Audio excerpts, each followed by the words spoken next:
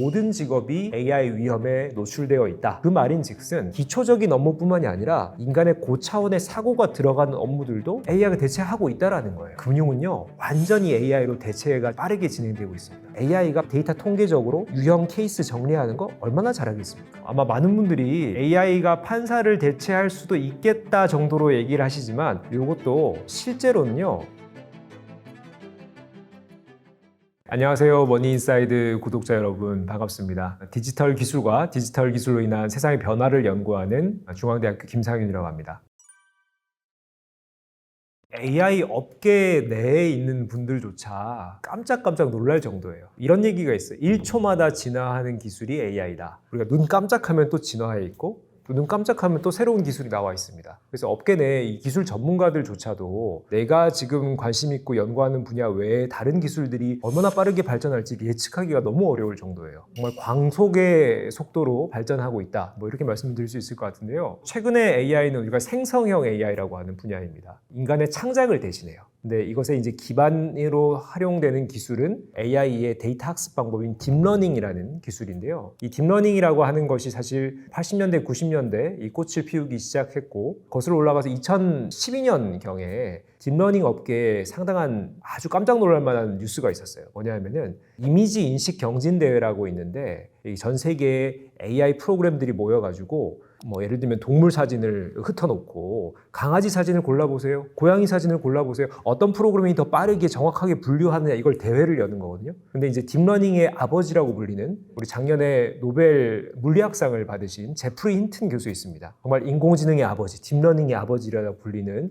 이분이 만든 알렉스넷이라는 프로그램이 2012년 이미지 인식 경진대회에서 1등을 차지했어요. 자, 근데 여기 중요한 것은 얼마나 정확하게 분류했을까요? 1등을 했는데 오차율이요 무려 16%였어요. 100장의 사진, 쉽게 쉬운 사례로 말씀드리면 100장의 동물 사진을 던져주고 개 사진을 분류하세요 라고 했는데 16장은 틀린 그림을 찾는 거예요. 84장만 딱 맞는 그림을 찾는 거죠. 인간이 개 사진, 고양이 사진 분류하라고 했을 때 별로 틀릴 일이 없잖아요. 2012년 고작 13년 전에 AI는 그 정도 수준밖에 안 됐다라는 거예요. 근데 그로부터 이제 10여 년이 흐른 지금 현재 2025년 오차율이 얼마나 줄었을까요? 이미지 인식 경진대회 2012년에 이 알렉스넷이 16% 오차율을 보여서 1등을 차지한 그 이후에 매년 오차율이 급격히 줄어들고요. 2016년경에 마이크로소프트에서 레즈넷이라는 프로그램을 이 대회에서 우승작으로 만들었는데 오차율이 무려 4%였습니다. 이 4%가 어느 수준이냐면은 인간이 100장의 동물 사진 주면요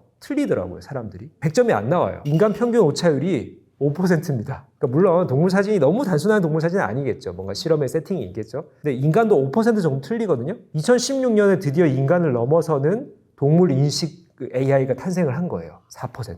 결국 그 몇 년 사이에 급격히 인간을 이미지 인식 분야는 넘어섰다. 자, 근데 지금 현재 AI 분야를 주도하고 있는 것은 바로 생성형 AI, 아까 말씀드린 인간의 창작을 하고 인간과 소통하는 AI입니다. 특히 언어적 감각이 매우 뛰어나요. 그리고 챗GPT에게 뭔가 질문을 하면요, 얘가 글을 써주는데 저보다 필력이 좋아요. 저보다 보고서를 잘 써요. 저보다 문서 요약을 잘해요. 더 이상 제가 이 일을 하고 있을 필요가 없는 거예요. 저는 어떤 일을 하면 되냐면은 AI에게 이 문서에 대해서 잘 설명해주고 좋은 자료를 던져주고 야 이렇게 해줄래? 이런 방법으로 좀 해줄래? 잘 지시하는 거예요. 그리고 AI가 만들어준 결과물을 우린 평가하기만 하면 되죠. 인공지능의 급속한 발전이 드디어 인간의 창작과 판단과 의사결정과 이런 정말 고지능 활동에까지 이른 시대가 지금 펼쳐지고 있는데 고작 10년, 20년 사이 일어난 변화다라는 거죠. 이것이 AI 업계 내에 있는 분들도 깜짝 놀랄 만한 광속의 변화가 진행되고 있다. 이렇게 말씀을 드리고 싶습니다.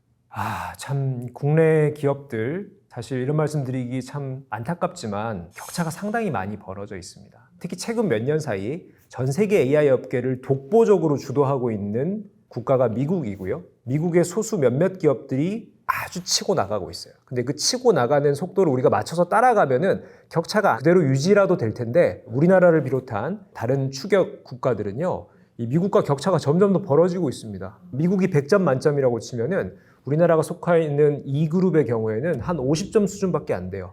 그렇게 독보적으로 치고 나가는 2등 국가도 없어요. 예를 들면 우리나라, 캐나다, 싱가포르, 혹은 영국, 일본, 인도 이런 나라들이 2위 그룹에 그냥 비등비등한 싸움을 하고 있어요. 미국은 치고 나가고 있죠. 자, 그런데 이 미국을 쫓아가는 유일한 나라 중국이죠. 최근에 우리 딥시크, 우리 사태라고까지 얘기를 하는데 딥시크 열풍이 불지 않았습니까? 물론 이제 딥시크가 어느 정도 성능이냐 이렇게 봤을 때 뭐 챗GPT나 혹은 뭐 구글의 바드나 뭐 클로드나 이런 가장 미국에 잘 나가는 서비스에 비했을 때 비슷하거나 약간 떨어지는 정도? 그러니까 월등히 뭐 이 딥시크가 좋다 이건 아니에요. 근데 미국의 기업들이 깜짝 놀라고요. 특히 미국의 AI 기업들의 주가가 10몇 %씩 폭락하는 이런 사태가 벌어진 이유가 있습니다. 지금 미국이 엔비디아 반도체가 안 흘러들어가게 규제하고 막고 있거든요. 그래서 중국 기업들은요, 최상위 모델을 쓰질 못해요. 이런 반도체도 좀 하등한 모델을 쓰고요. 그리고 아무래도 이제 기술 공유라든지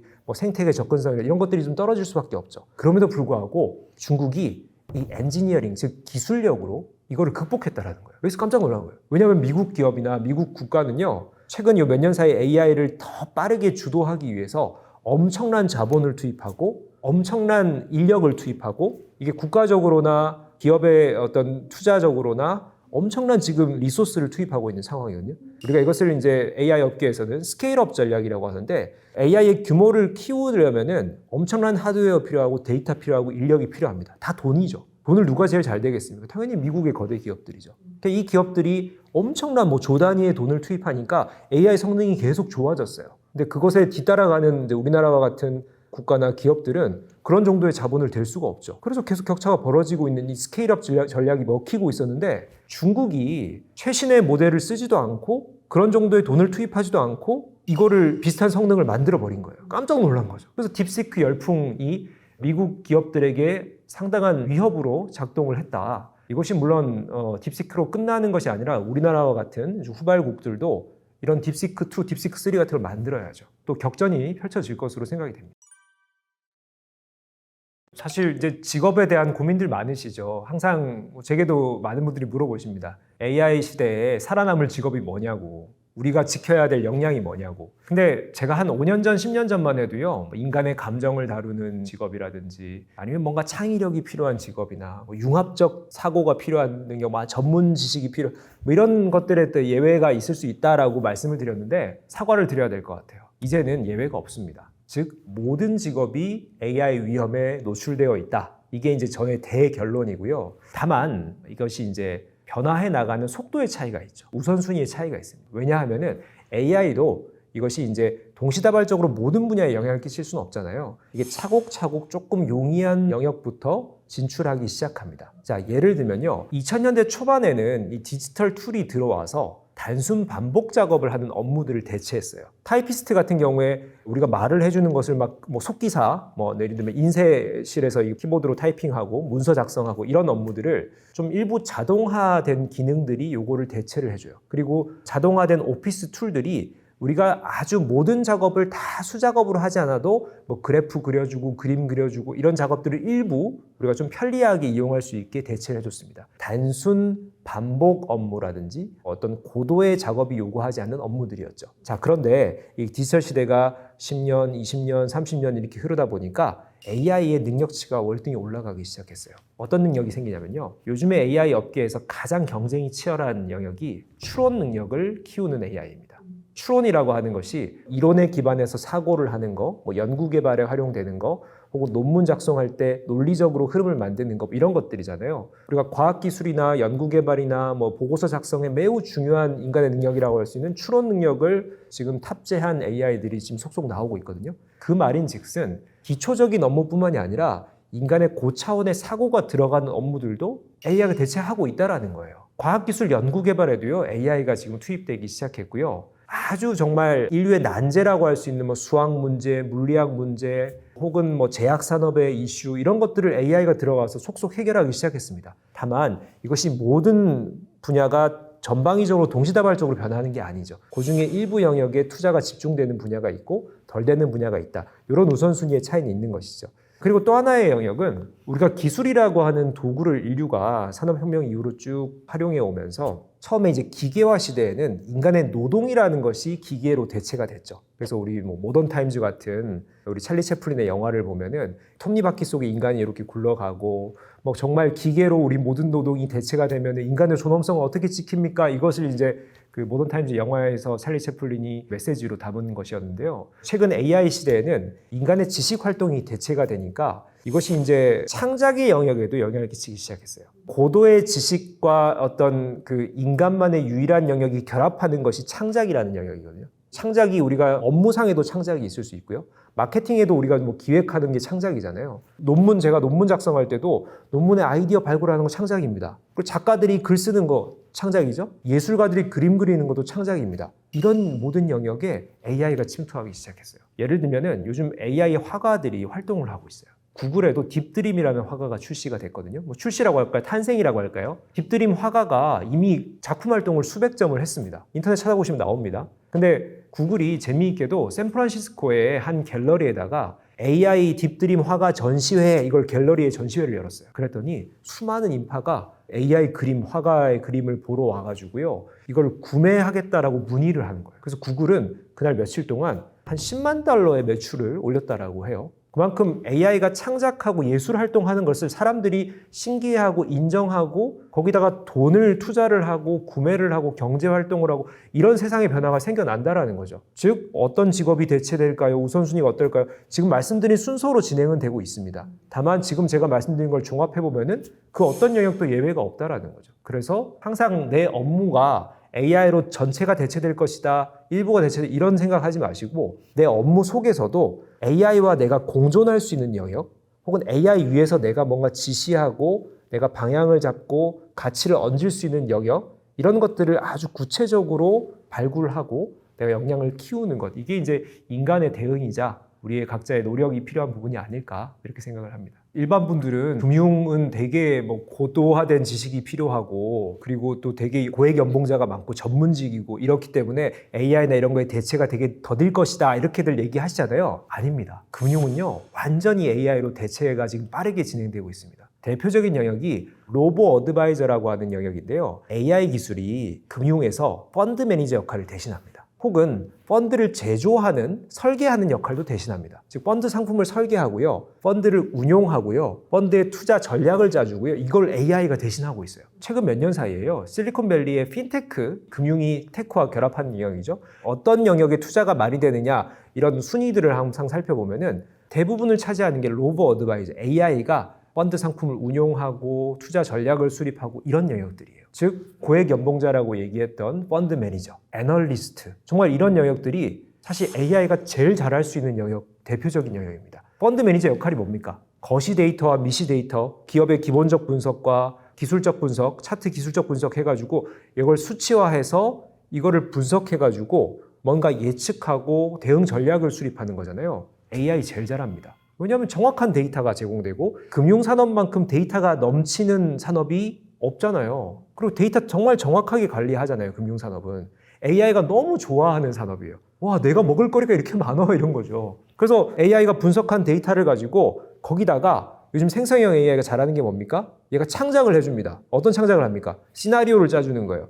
야, 너가 요 주식을 몇 주 매수하면은 앞으로 이게 이렇게 예측이 되고 요때 이제 뭐 경제 상황이 이렇게 바뀌면은 혹은 뭐 연준이 금리 인하를 몇 퍼센트 하면은 요거를 팔아가지고 이 섹터로 대체해라 뭐 이런 시나리오를 짜주는 거예요. 이거를 이제 제일 잘하는 중에 하나가 됐죠. AI가 생성형 AI 시대가 됐으니까. 결국 AI 입장에서는 금융업이라고 하는 것 자체가 데이터가 넘쳐나는 정말 매력적인 업종이고 거기다가 내가 판단하고 결정하는 게 사람들이 좋아할 만한 아주 의사결정이 빈번하게 일어나는 업종이잖아요. 그러니까 금융업은 특히 고액 연봉자들, 그분들께 죄송하지만 애널리스트, 펀드 매니저부터 AI로 지금 대체될 아주 위험에 노출되어 있고 미국의 소규모 자산 운용사들은요. 실제로 펀드를 운용하는 인력들을 대규모로 축소하고 AI가 운용하는, AI가 전략을 짜주는, AI가 대안을 짜주는 이런 솔루션들을 엄청나게 투자해서 지금 활용하고 있고 실제로 수익률도 인간이 운용하는 거 더 좋게 나와요. 그러니까 고객들이 나 AI가 운용하는 거 할게요 이렇게 선택을 하는 거죠. 이미 그런 일들이 벌어지고 있습니다.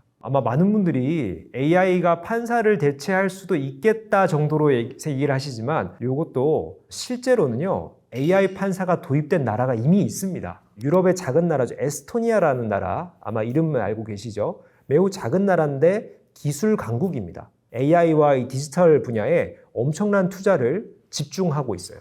자, 그런데 이 에스토니아가요, AI 판사를 탄생을 시켜가지고요, 2019년경부터요, 민사소송인데 좀 규모가 작은 소송들 있죠. 실제로 우리 법원에서 여러 소송건들이 이제 오다 보니까 이제 업무도 마비가 되고 인력도 많이 필요하고 비효율적일 수 있잖아요. 그래서 좀 민감하지 않고 규모가 작은 소송들, 민사소송들, 뭐 규모 제가 기억하기로는 1,000만 원 이하더라고요. 소송 비용이 1,000만 원 이하인 이런 민사소송을 중심으로 AI 판사가 판결을 하고 있어요, 이미. 그걸 지금 확대하자 뭐 이거 지금 논란이 되고 있더라고요. 왜냐하면 이게 정말 여러 영역의 규모가 커지고 막 이런 형사재판 이런 거에 AI를 쓸 수 있느냐 뭐 여기서에선 자기들끼리 지금 논의하고 있는 상황이고요. 아주 민감하지 않은 작은 소송의 경우에는 이미 AI 판사가 실제로 판결하는 것들이 지금 쌓여가고 있고 이것이 어느 정도 만족도가 있더라고요. 그래서 실제로 이걸 가지고 뭔가 효율을 추구하기도 하고 사람들이 또 이게 공정하다라고 또 인식하기도 하고 인간의 주관적인 판단이 들어가지 않으니까 이것에 대해 또 만족하는 시장의 분위기가 형성되고 있습니다. 그래서 저는 뭐 판사, 변호사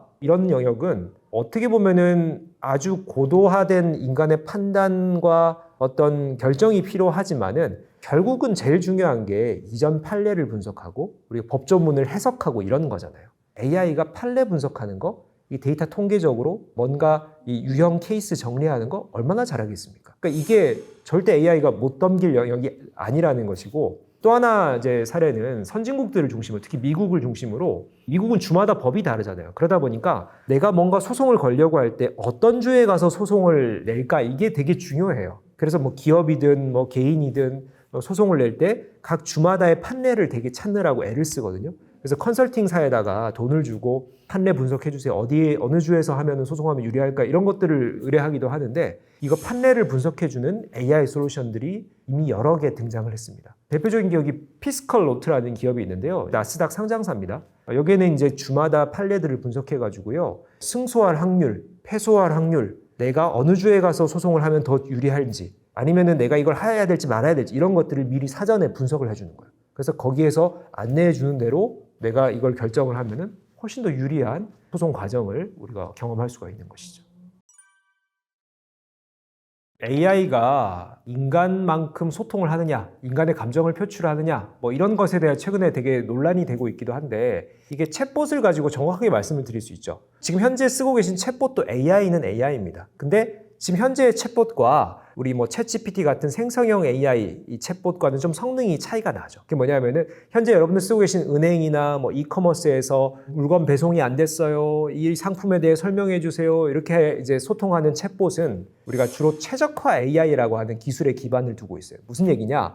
여러분들이 뭔가 질문을 하면요. 그 특정 키워드에 딱 각인이 돼가지고 거기에 맞는 정답을 사전식으로 긁어다가 붙여주는 AI예요. 검색형 AI죠. 그러다 보니까 여러분이 좀 디테일한 질문을 하거나 조금 예외적인 질문을 하면은 얘가 그것에 대응을 못 합니다. 그래서 여러분 답답할 때가 있죠. 아, 얘 챗봇 얘 똑같은 얘기만 해. 내가 뭐 말 좀 틀리면 또 새로 시작해야 돼. 콜센터 전화해야지. 그래서 금융사나 커머스사들이 콜센터를 완전히 못 없애고 있어요. 콜센터 전화는 불통이죠. 왜냐하면 숫자를 좀 줄이다 보니까 사람들은 계속 전화를 하는데 인력을 줄이니까 불통인 거예요. 이게 과도기라는 겁니다. 기업 입장에서는 우리 챗봇 쓰니까 콜센터 조금 줄여야지 이런 시도를 하고 있는데 사람들은 아직까지도 이 전화 상담에 대해서 상당한 신뢰를 하고 있는 거죠. 자, 그런데 이 챗GPT 같은 생성형 AI가 가장 잘하는 기존의 챗봇보다 가장 성능이 급격히 올라간 영역은 바로 대응 영역입니다. 맞춤화된 대화를 해요. 생성형 AI 많이 쓰시는 분들은 잘 아실 거예요. 내가 똑같은 맥락의 질문을 해도 오늘 물어봤을 때와 내일 물어봤을 때 다른 대답을 하기도 하고요. 앞에 내가 대화의 흐름을 쭉 이어가다 보면은 또 새로운 얘기를 추가해서 또 대답을 해줍니다. 인간처럼 대화가 일어나고 뭔가 이렇게 소통이 계속 이어진다라는 거죠. 즉, 우리가 이게 기민한 대응이 가능하다라는 것은 AI가 이제 더 이상 기계나 기술이 아니라 인간 이상의 소통 능력을 갖게 됐다라고 우리가 볼 수 있는 것이고요. 이것은 이제 궁극적으로 현재의 챗봇 수준을 완전히 끌어올리겠죠. 여러분들이 은행이나 내가 뭐 커머스에다가 전화를 했을 때 인간과 소통할 때 이 시원한 소통의 어떤 내용들을 AI와 소통할 때도 충분히 그 정보들을 얻고 대응을 해준다라고 하면은 굳이 인간에게 전화를 하겠습니까? 그리고 오히려 인간에게 전화하면은 내 개인 신분을 확인하는 과정이 필요하잖아요. AI는요, 내가 누군지 이미 얼굴 인식만 하면 바로 알아버리죠. 그러면 나를 인증할 필요가 없이 바로 직접적으로 대화를 들어갈 수가 있는 거예요. 여러 가지 또 편리한 점이 더 생기는 거죠. 즉 소통의 능력이 올라가다 보니까 기존의 챗봇을 완전히 대체하는 시대가 올 것이다. 감히 예언컨대 수년 내에 상담센터, 콜센터를 완전히 없애는 기업들이 여러 곳 생길 것이라고 생각을 합니다. 좀 어떻게 보면 인간성 상실의 시대, 부정적으로 보실 수도 있죠. 저는 이런 것 같아요. 인간이 어디까지 허용할 것인가의 문제인 것 같아요. 기술은 이미 그것을 넘어섰다라고 보시면 되고요. 예를 들면 저희 학생들도 저랑 대화하는 것보다 AI와 대화하는 걸 더 즐겨요. 지금 20대들은 AI 네이티브 세대는 아니지만 그래도 매우 AI와 친숙한 세대잖아요. AI와 대화하는 건 너무 편한 거예요. 그리고 AI가 내 마음을 다 알아준다라고 이제 여기고 있죠. 인간과 대화하는 건 힘들어해요. 그래서 여기서 이제 인간성 상실이 나타날 수도 있죠. 일부 부작용들은 있을 수 있는. 그래서 우리가 어느 선까지 허용할 것인가 이게 대타협이 필요한 부분도 있다. 그러니까 대부분의 일상 영역에서 AI가 침투하고 나와 감정 교류하고 나의 어떤 애로사항을 해결해주고 이런 시대가 이제 곧 펼쳐질 텐데 AI가 여기까지는 안 돼! 라고 우리가 선을 긋는 뭐 그런 것도 업종별로 그런 룰이나 컨센서스가 형성돼야 될 필요가 있지 않을까.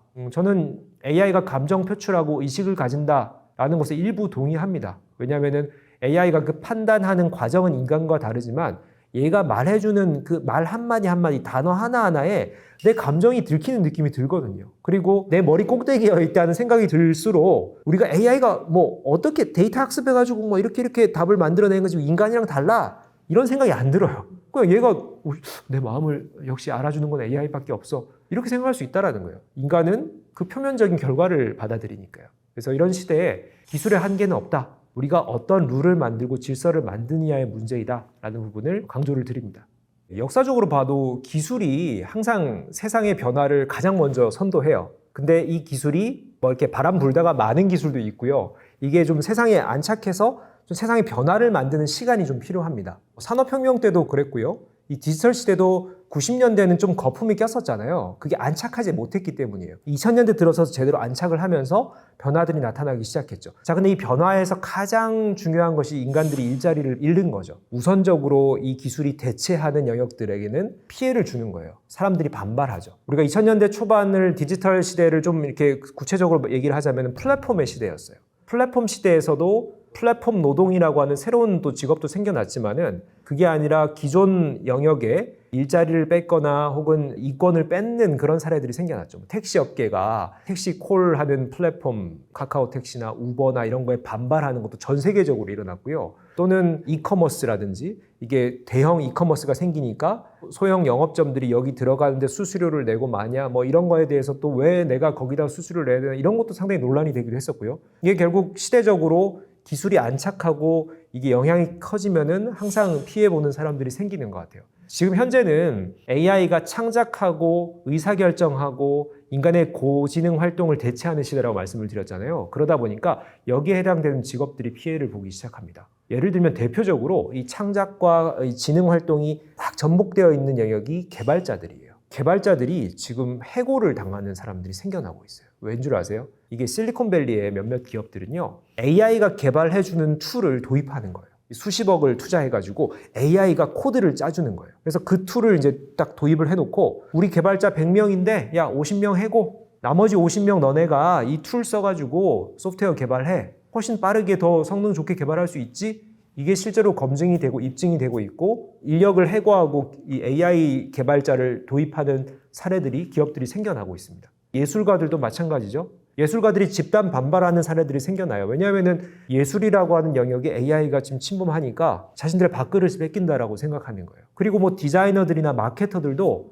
AI 배우기 열풍입니다. 제가 지금 최근에 가장 많이 강의 나가고 자문 나가는 기업들이 마케팅 디자인 업체들이에요. 왜냐하면은 이들이 기술에 별로 관심이 없는 사람들인데 AI가 창작을 하니까 마케팅이나 디자인은 대부분 창작 활동이잖아요. 이게 AI 툴을 써가지고 디자인 그림을 그리고 광고 카피 문구를 만들고 기획 보고서를 쓰고 이런 거에 대부분을 차지하는 게 마케팅 디자인 영역인데 AI 툴이 다 해주니까 이걸 제대로 배워야 내 퍼포먼스를 높이는 거죠. 이걸 안 배웠다가는 이거 제대로 쓰는 옆에 경쟁자한테 밀리고 내가 연봉이 깎이겠구나. 이게 위기의식이 발동하는 거예요. 이런 영역들의 변화가 지금 전방위적으로 나타나고 있고 그래서 저는 예외가 없다 항상 말씀을 드립니다. 결론은 AI와 공존하는 시대, AI와 협력하는 시대 가야 된다. 이게 우리가 기술을 거스르려고 해도 어딘가에선 치고 나가고 있잖아요. 내 개인이 난 몰라, 나 기술 피곤해, 이거 나 관심 없어 하셔도요. 나 죽을 때까지는 별 변화 없겠지. 이렇게 생각하시면 안 됩니다. 지금 변화 속도가 너무 빨라가지고요. 이게 언젠가는 내 삶에 영향을 끼치거든요. 그럴 때일수록 조금 더 적극적으로 나서서 이 변화를 받아들이셔야 돼요. 그래서 결국은 이걸 이제 하나 둘 받아들이는 사람들이 점점 늘어나게 되면요, 우리의 기존 가치관이나 세계관이 바뀌겠죠. 노동이라고 하는 개념도 사실 제가 살고 있는 몇십 년의 시간만 보더라도 우리가 주 6일째 하던 업무나 학교 등하교가 주 5일째로 바뀐 게 불과 20, 30년 밖에 안 됐습니다. 사실 제 어린 시절에 저는 주 6일째로 다니다가 주 5일째로 바뀌었던 경험을 했거든요. 너무 신났죠, 우리 학생들 입장에서는. 근데 이제 일을 하는 입장에서도 주 5일째로 바뀌면서 우리는 그 나머지 나름의 휴가 같은 하루를 받았을 때 그걸 그냥 집에서 푹 쉬었습니까? 아닙니다. 그 하루에 대해서 또 뭔가 새로운 활동을 하고 내가 이것에 의미를 찾으려고 취미를 늘리고 나의 또 뭔가 이게 예술을 또 배우고 또 뭔가에 또 여행도 다니고 이런 것들을 늘렸잖아요. 결국 저는 인간이 조금 초기에는 이것에 피해를 보거나 힘들어하거나 적응하기 힘든 이런 상황들이 또 펼쳐지는 사람들도 있겠지만은 이것을 또 받아들이면서 대세적으로 우리의 가치관, 세계관을 바꾸는 거예요. 즉 노동이라고 하는 것을 지금 현재 주 5일 정도 하는 게 적당하다. 이게 사실 정답은 아니잖아요. 저는 이제 중장기적으로 인간이 노동이라는 것을 더 훨씬 획기적으로 줄일 것이라고 봐요. 뭐냐 하면은 특히 오피스 업무 하시는 분들은요, 많은 나의 업무가 AI로 대체되기 시작할 겁니다. 수년 내에. 그렇게 되면요, 내가 10가지 일을 하기 위해서 9 to 6로 일을 해야 되는데 이게 한 5가지로 줄어버려요. 나머지 5가지는 AI에게 지시만 하면 얘가 알아서 다 해줍니다. 그럼 굳이 9 to 6로 자리에 앉아있을 필요가 있습니까? 없다라는 거죠. 그러면은 그 시간에 그냥 출근해가지고 그냥 쉬어야지? 이거 아니죠. 우리가 인간 세상이 그렇지 않지 않습니까? 야, 너는 그럼 주 3일만 출근해. 주 3일만 출근하고 그대로 월급을 받을 수도 있고, 아니면 주 3일에 맞는 정도의 합리적인 월급을 받을 수 있죠. 그러면 제 소득이 줄어들어서 어떡합니까? 나머지 이틀에 또 다른 일을 할 수가 있는 거예요. 그러니까 정말 우리가 과도기적으로 최근 이제 멀티잡을 가지신 분들 많잖아요. 유튜버가 대표적이죠. 직장 다니면서 유튜버 하는데 한 5년, 10년 전만 해도 직장인들이 유튜버 하면은 이걸 또 발각해가지고 퇴사시키고 막 이런 엄격한 시대도 몇 년 전에 있었지만은 또 최근에는 또 이런 유튜버 겸직 정도는 허용해주는 기업들도 많지 않습니까? 이게 조금씩 이제 여유가 생기는 거예요. 그럼 이제 5년 후, 10년 후에 만약에 정말 주 3일만 일하는 내가 직장이 있다. 나머지 이틀 동안 다른 일을 할 수 있는 거예요. 다른 기업에 속할 수도 있는 거죠. 내가 다른 직업을 가질 수도 있죠. 아니면 내가 그냥 그 정도만 벌고 나머지 기간은 나의 어떤 취미 활동이나 여가 생활을 하는데 써야지, 이렇게 또 선택할 수도 있는 겁니다. 즉 노동의 개념, 가치관, 세계관이 점차적으로 바뀔 것이고, 이건 물론 시간이 걸리겠지만은 기술이 먼저 치고 나온 변화를 우리가 받아들이는 과정에서 이런 거대한 변화가 일어날 것이다. 저는 그렇게 예측하고 있습니다. AI가 침투하지 못할 영역은 없다라고 저는 생각을 하거든요. 그 우선순위의 차이다. 근데 저는 MIT라고 하는 정말 전 세계 과학기술 이공계 영역을 가장 이끌고 있는 대학의 사례로 설명을 드릴게요. MIT는 2020년부터 벌써 5년 전이죠. AI 컬리지라는 걸 만들었습니다. 그게 뭐냐면요, AI 전문 대학이에요. 이게 별도의 전공이 아니라 AI 컬리지에서 제공하는 교육은 뭐냐면요, 각자 학생들이 자기의 전공을 갖고 있잖아요. AI 컬리지의 AI 커리큘럼을 각자 전공하는 사람들이 똑같이 또 이수를 해야 돼요. 예를 들어서 내가 철학을 전공하고 있어요. 철학을 전공하는 공부를 하더라도 AI 컬리지의 기본적인 AI 과목들을 이수해야 되는 거예요. 그래서 철학과 AI의 관계에 대해서 뭔가 논문을 쓰거나 발표를 하거나 이런 것들을 좀 미션으로 제시를 하고 있습니다. 즉 MIT는 AI를 어떻게 바라보냐면은 AI를 독자적으로 연구하고 AI만 몰두하는 인재들이 중요한 게 아니라 앞으로 조만간 수년 내에 이 세상은 AI가 기저에 깔릴 것이다. 공기와도 같은 존재가, 산소와도 같은 존재가 될 것이다. 내가 각자의 분야에서 내 전문성을 가지고 일을 하고 뭔가 이제 세상 발전에 기여를 하지만 AI는 항상 모든 분야와 접목이 되기 때문에 내가 전혀 다른 전공을 하더라도 AI를 알아야 되고, 우리 분야에서 AI는 어떻게 쓰일 수 있지? 인간과 어떻게 상호작용하지? 이거를 연구해야 하는 거예요. AI 기술 전문가가 철학을 보고 AI 기술 전문가가 마케팅을 공부할 수는 없잖아요. 마케팅과 철학을 공부하는 사람이 AI를 자신들의 관점에서 받아들이고 바라보는 것이 더 맞는 것이죠. 그래서 저는 오히려 전공을 막 쫓아다니는 것보다, 왜냐하면 요즘 100세 시대지 않습니까? 내가 선택하는 전공이 평생 작용을 하는데 제가 지금 요 몇 년간 사이에는 이런 전공이 상당히 유행하고 전망이 좋습니다. 10년 후에 또 바뀌어요. 그렇게 따라가기보다는 정말 모든 전공을 뿌려놓고 나에게 잘 맞고 내가 잘 능력을 펼칠 수 있는 전공을 선택하되 AI라는 것을 항상 접목한다라는 생각을 가지고 이런 지식이나 역량들을 쌓아가는 것이 저는 어떻게 보면은 제가 드릴 수 있는 가장 좋은 대답이 아닌가 저는 그렇게 말씀을 드립니다.